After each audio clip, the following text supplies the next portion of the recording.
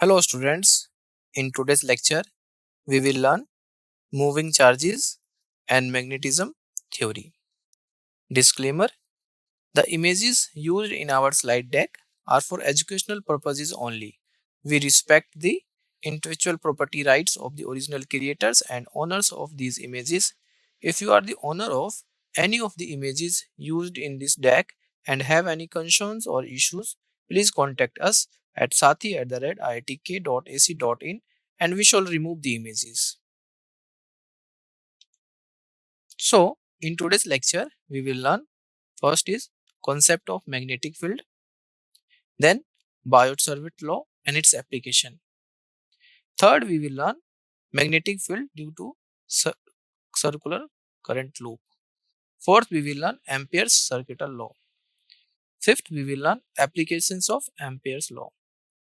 Sixth, we will learn force on a moving charge in uniform magnetic field and electric field. Seventh, we will learn motion of a charged particle in a uniform magnetic field. Eighth, we will learn magnetic force on a current carrying conductor. Ninth, force between two parallel current carrying conductors. And 10th is torque. Then we will learn moving coil galvanometer, MCG. And last, we will learn some important terms related to moving coil galvanometer. Clear? So these are the topics of the today's lecture which we will learn. So, concept of magnetic field. If a magnet is placed in a magnetic field, then it experiences a force on it. Also, when a magnet is placed near a current carrying conductor, then it experiences the similar force. It means that current carrying conductor produces a magnetic field around it. And this effect of current is called magnetic effect of current. Clear? So this is the phenomena of magnetic effect of current. Here, when the magnet is placed in a magnetic field and when a magnet is placed near a current carrying conductor, in both cases, the magnet experiences a same force. Clear? Or this phenomena we called current magnetic effect of current. Clear? Next is Biot-Savart's law and its applications. Biot-Savart's law and its applications. So, Biot-Savart's law says that the magnetic field dB at a point P due to a current element ideal is given by this. dB is equal to mu naught I dl cross r divided by r cube. So, suppose this is a current carrying element. This di is the current carrying element. Di is the current carrying element. So, when we have to find the magnetic field dB at point P here due to this current carrying element, which is dV equal to this mu naught ideal cross r divided by r cube multiplied by 4 pi, where this theta is the angle between dl and r. Clear? dl and r. This is the angle between this dl and r. The direction of magnetic field produced due to current carrying straight wire can be obtained by right hand thumb rule. Means using the concept of right hand thumb rule, we have to find the direction of magnetic field. Clear? So, next is magnetic field due to circular current loop. If there is a circular coil of radius r and n number of turns carrying a current I through the turns, then magnetic field at the center of the coil is given by this. B is equal to mu naught Ni divided by 2R. So this is the magnetic field due to a circular coil of radius R. This one. If there is a circular arc of the wire subtended an angle theta at the center of arc, then the magnetic field at the center of point is this, B equal to mu naught divided by 2r multiplied by theta by 2 pi. Clear? So this is the all just a formulas. At point P, situated at a distance r from center of a current carrying circular coil, along its axial line, the magnetic field is B equal to mu naught Ni r square divided by 2 multiplied by r square plus r square whole power 3 by 2. This one. Clear? So suppose in this diagram here, this is a arc, circular arc of radius is r and angle subtended is theta. So in that case, the magnetic field is this one. And at point P here, from the center, distance is r and r L is the I is the current flowing in this circular coil. So in that case, the magnetic field is this. If r is greater than r, then at a point along the axial line, B equal to this one, mu naught Ni r square divided by 2r cube. Clear? So this is the magnetic field along axial line. Next is Ampere circuital law. Ampere circuital law. So the line integral of the magnetic field B around any closed path is equal to mu naught times the net current I threading through the area enclosed by the closed path. Here we can understand about the Ampere circuital law.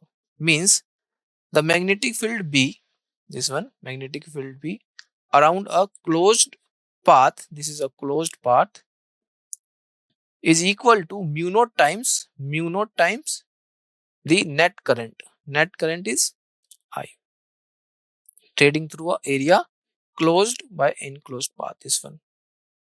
Clear? So now consider the diagram above this one. Here summation I means sum of all currents, which is I1 plus I2 and minus I3. Clear? Here I1, I2 and minus I3. Here minus sign or direction is changes. Hence closed integration B dot dl is equal to mu naught I1 plus I2 minus I3. So this is the Ampere's circuital law. Ampere circuital law concept. Clear? Next is applications of Ampere's law. Magnetic field due to a straight current carrying wire. The magnetic field due to a current carrying wire of finite length at a point P situated at a normal distance r. Suppose this is a current carrying wire of finite length. This current carrying wire of finite length is situated at point P. Here, this point P at a normal distance r. This is the distance from here to here is r. So in that case, the magnetic field is equal to mu naught I divided by 4 pi r sine phi 1. Angle phi 1 is this and sine phi 2, which is this. So this is the magnetic field due to a current carrying wire of finite length. Clear? If point P here lies symmetrically on the perpendicular bisector of wire xy, then phi 1 is equal to phi 2, which is equal to phi, say, and hence B is equal to mu naught divided by 4 pi r 2 sine phi, which is equal to mu naught I sine phi divided by 2 pi r in this one. And for the wire of infinite length, in that case phi 1 and phi 2, which is equal to 90 degree, and hence magnetic field is equal to mu naught I divided by 2 pi r. So there is a different concepts in different cases for calculating the magnetic field. Here we use the finite length, here we use the infinite length. Clear? So this is the applications of Ampere's law. Next is when the wire xy is of infinite length but the point P is lies near the end x or y, then phi 1 is equal to 0 degree and phi 2 is equal to 90 degree, and hence B equal to mu naught I divided by 4 pi r. Clear? Here phi 1 is 0 degree and phi 2 is 90 degree. So this is the magnetic field. And when the point P lies on the axial position of current carrying conductor, then magnetic field at P be equal to 0. This one. And when the wire is infinite length, then magnetic field near the end will be half that of at the perpendicular bisector. Clear? Next is applications of Ampere's law, second part. Magnetic field due to thick cylindrical wire. So, magnetic field at a point outside the wire. So, suppose this is a cylindrical wire. This one is cylindrical wire of radius r. Radius r, this one. Outside the wire, point P is the outside the wire. The magnetic field B is equal to mu naught I divided by 2 pi r. This one is the magnetic field, where r is the distance from the given point. R is the distance from the given point and from the center of wire, and r is greater than r. This r is the radius of this cylinder, and this r is the distance of the from the given point. Clear? Magnetic field at point inside the wire at a distance r from the center of wire, r is less than r, is B equal to mu naught I r divided by 2 pi r square. This one. Clear? This is the magnetic field. So, magnetic field inside a hollow current carrying conductor is 0. Clear? Third is magnetic field due to a solenoid. Here we have to calculate and learn about the magnetic field due to a solenoid. A current carrying solenoid behaves as a bar magnet. The phase where the current is flowing clockwise behaves as south pole, and phase where the current is seen flowing anti-clockwise behaves as a north pole. Clear? So in this diagram here, this is south and this is north pole. So the current flowing clockwise, this is clockwise direction. In that case, the magnet behaves like a south pole. Clear? And when the current is seen anti-clockwise, this is anti-clockwise here as like this. So behaves like a north pole. Clear? For such a solenoid, the magnetic field inside it is uniform and directed axially. This south and this north. For a solenoid coil of infinite length at a point on its axial line, the magnetic field be equal to mu naught Ni. This one, where N is the number of turns per unit length. At the end of the solenoid be equal to half mu naught Ni. And at the end field is half of at the center. This is called end effect. Clear? Next is force on a moving charge in a uniform magnetic field and electric field. So here we will learn force on a moving charge in uniform electric and magnetic field. If a charge Q is moving with velocity v, enters in a region which electric field E and magnetic field B both are present, it experiences force due to both fields simultaneously. Clear? Means when a charge Q with velocity v enters a region, suppose this is a region, and in this region a charge Q is here moving with velocity v. So E electric field and B magnetic field, if both are present, so in that case that charge experiences a force via both field. Clear? The force experienced by the charged particle is given by expression this: F is equal to Q V cross B plus QE. Here this is the force experienced by the charged particle. So here magnetic force Fm is equal to Q V cross V, which is equal to V QV sin theta n cap, and electric force Fe is equal to QE. And the direction of magnetic force is same as V cross V. If charge is positive and opposite to V cross V, clear? And if charge Q is negative. This is for when charge is negative. Clear? Next is motion of a charged particle in a uniform magnetic field. Clear? Motion of a charged particle in a uniform magnetic field. So, if a charged particle enters in a uniform magnetic field B with velocity v in a direction perpendicular to that B, theta is equal to 90 degree, then the charged particle experiences a force Fm is equal to QPB. Under its influence, the particle describes a circular path such that radius of circular path are equal to this. This is the radius of the circular path, mv divided by qb. In general, r equal to mv divided by qb is equal to p divided by qb. Here p is the momentum, which is equal to under root 2 mk divided by qb. So r equal to under root 2 m qv divided by qb. So r becomes 1 by b under root 2 mv divided by q, where p equal to mass into velocity, momentum of charged particle, k is the kinetic energy of charged particle, and v is the accelerating potential difference. Clear? The period of revolution of charged particle t equal to 2 pi m divided by qb. So this is the period of revolution of charged particle. This one.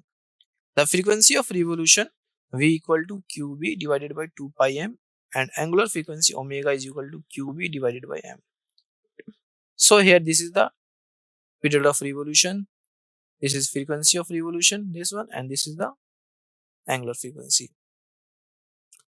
If a charged particle is moving at an angle theta to the magnetic field where theta is other than 0, 90 and 180 degree, it describes a helical path where radius of helical path is r equal to mv sin theta divided by qv.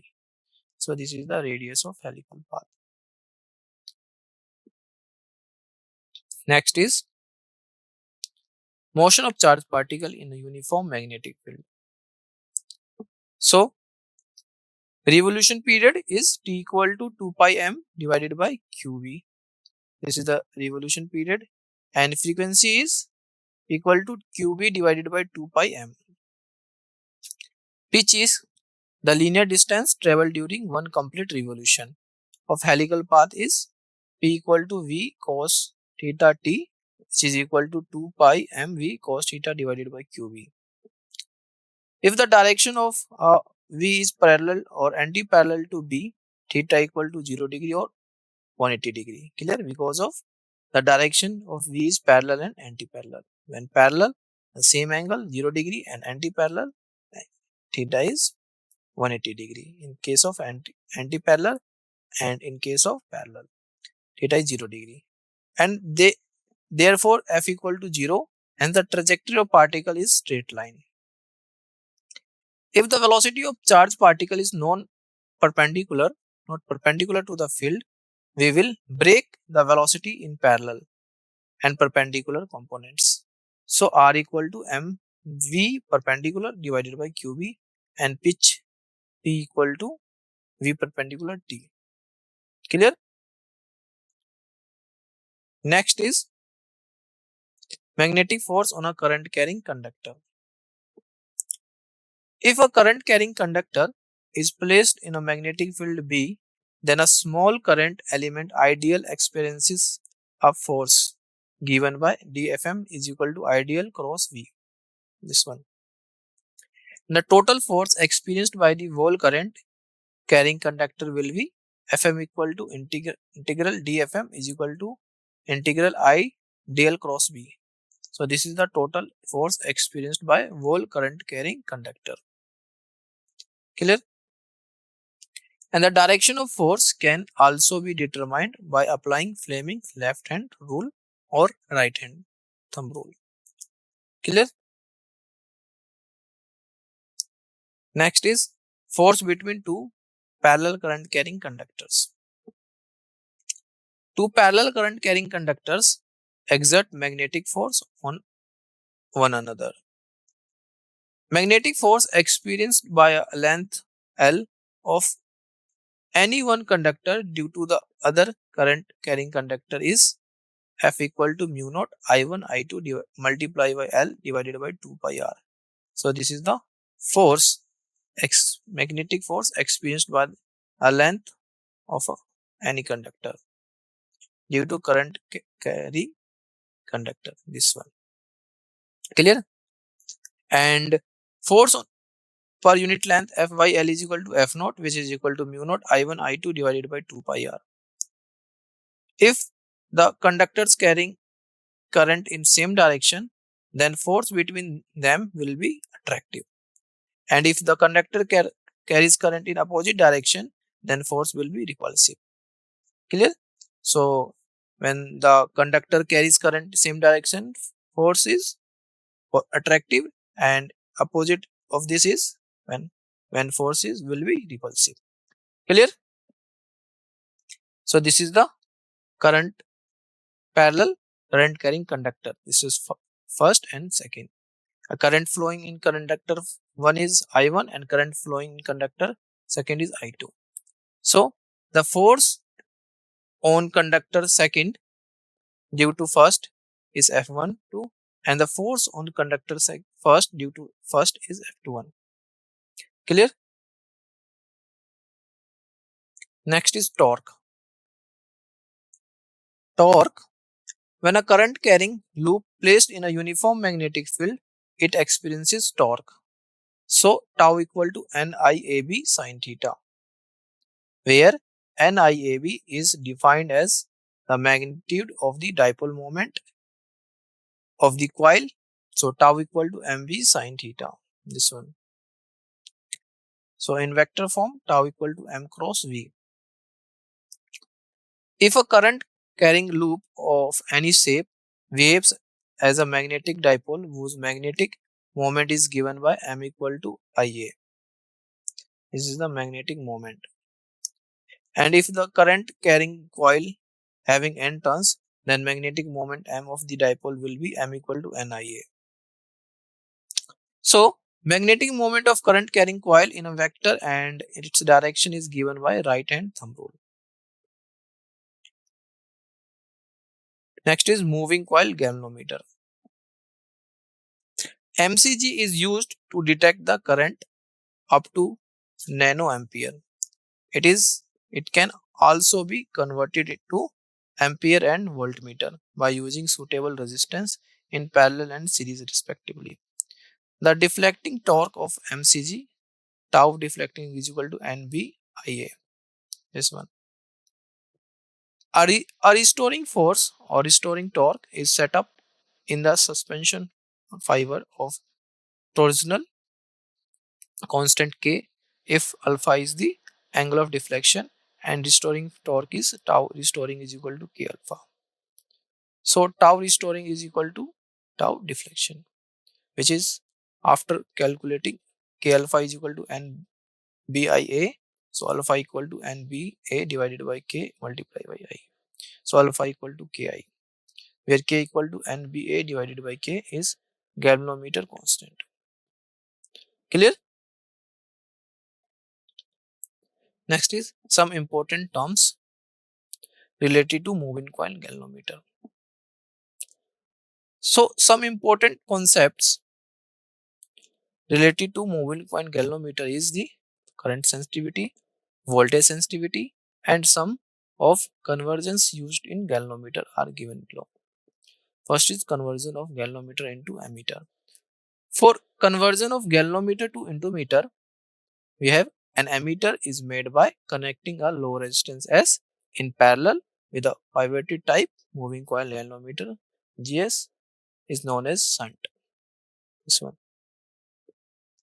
Clear? So then from circuit, this circuit, this one, this circuit, we have IG multiply by G is equal to I minus Ig multiply by S.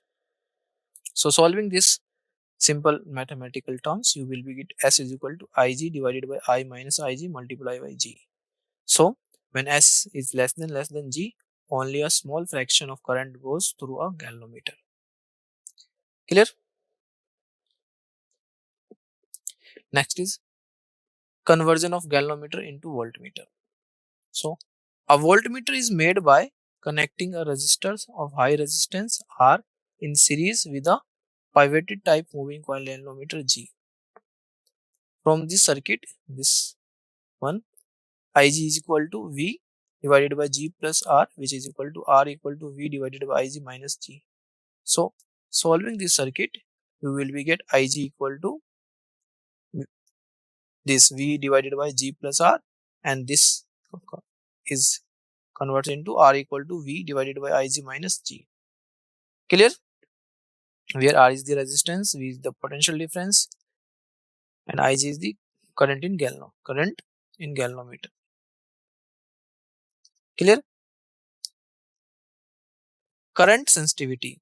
The current sensitivity of galvanometer is defined as the deflection produced in galvanometer per unit current flowing through it. So S is equal to alpha divided by I, which is equal to NBA divided by K. So next is voltage sensitivity. Voltage sensitivity of galvanometer is defined as the direction produced in galvanometer per unit voltage applied to it. Clear? So S is equal to alpha divided by V, which is equal to alpha divided by VR is equal to SI by R, which is equal to NBA divided by RK. Clear? So this is the voltage sensitivity. First is current sensitivity. Second is voltage sensitivity. And these are the formula for current sensitivity, and this is for voltage sensitivity. Summary. So we learned concept of magnetic field, a region around a magnetic material of current carrying conductor in which magnetic force can be observed. Second, we covered Biot-Savart's law and its application, a fundamental law that describes the magnetic field generated by a electric element. Starting that the magnetic field at a point is directly proportional to current and inversely proportional to the square of the distance from the current element. Third is magnetic field due to circular current loop. Magnetic field produced at the center along the axis of a circular loop of current. Then we learned Ampere circuital law, a law relating the integrated magnetic field around a closed loop to the electric current passing through the loop. And then Ampere's applications of Ampere's law, various scenarios where Ampere's law is applied to calculate magnetic fields, including the solenoids and toroids. Then force on a moving charge in uniform magnetic field and electric field. The effect of magnetic and electric field on the charged particle is motion, described by the Lorentz force law. Then motion of a charged particle in uniform magnetic field, a circular or helical path taken by a charged particle when moving through a uniform magnetic field. And then magnetic field on a current carrying conductor, the force experienced by a conductor carrying current in a magnetic field determined by the magnitude of the current, the length of the conductor, and strength of the magnetic field. So next is force between two parallel current carrying conductors. The attractive or repulsive force between two parallel conductors carrying current, governed by the direction of the currents. Then torque, the rotational force experienced by a current loop in a magnetic field causing it to rotate. And then moving coil galvanometer, MCG, an instrument used to measure small electric currents by the deflection of a coil in magnetic field. Then some important terms related to moving coil galvanometer, which is sensitivity, zero adjustment, and the relationship between current and deflection in the galvanometers. Clear?